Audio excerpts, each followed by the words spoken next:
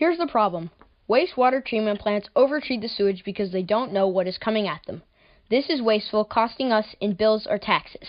One ping pong ball represents the correct chemicals to treat the sewage represented by one tennis ball. Nate runs the treatment plant overtreating the sewage because there may be a surge at any time. Notice he is adding more than needed. Thomas and Sean are the sewage generators like you and me or a business. Sometimes they generate less than average. Sometimes, like the halftime of a Super Bowl, they generate more. Our research shows the plant that treats our team's sewage, the Noonday plant, spends $750,000 per year on treatment chemicals. There are 14,748 public plants in the U.S., so that is $11 billion per year. The Noonday plant did not know the exact cost of overtreating, but we can calculate 1%, 5%, and 10% annual overtreatment costs of $7,500, $38,000, and $75,000, respectively. More than 56 million new users will be connected to the U.S. systems over the next 20 years. At 90 gallons a day per person, the problem will only grow. Our innovative solutions lets the treatment plant know what is coming at them with advance notice so they can plan and match treatment chemicals to the inflow. We will install flow sensors in the sewer network upstream from the plant. The data will be transmitted to the cloud for storage and computation. Information will be available for operators to adjust treatment chemicals in real time. The ultimate method would be to measure the sewage output from each home or business, then add them up. But that is a future improvement. This is a trade-off between the cost of using lots of sensors for precise flow and early warning versus good enough information for good savings. We will measure flow far enough upstream, providing lead time needed to adjust the chemicals.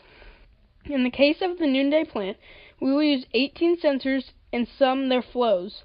This gives a couple of days to a couple of hours notice.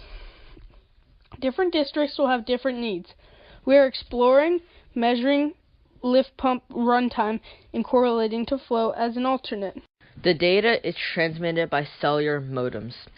Amazon Web Services, Microsoft Azure, and IBM Watson IoT are already set up for the Internet of Things application and are very affordable at around 0.2 cents per megabyte per month. It's best to measure sewage velocity and the height in the pipe directly with radar or LiDAR. We multiply the area by the speed to get the flow. Another method is to measure the height with an ultrasonic level sensor.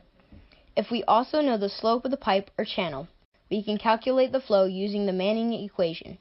Sewer system pipes are designed to be 1/3 full.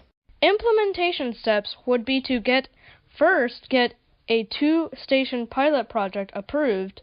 Second, design and install batteries, sensors, and modems. Then, configure sensors, modems, and databases. Then, we would also study and debug.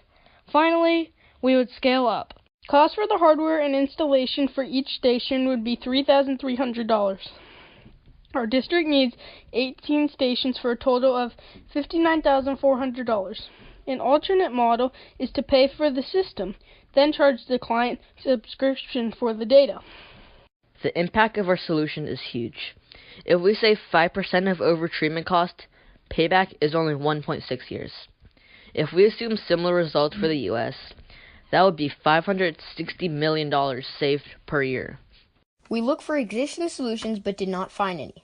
However, the individual technologies we needed already exist. We combining them in an innovative way. The Noonday superintendent said it's cutting edge for this industry and logistics will be the challenge. We shared with Bentley and they are discussing the idea to a major process automation corporation. We shared 8 times, including the Noonday plant, the engineers that helped us, civil engineers at CMI, JFCA, and Bentley. We worked with 4 professionals on treatment sensors, wireless, and flow calculations. We used 5 sources, including websites, trade journals, magazines, research papers, and catalogs.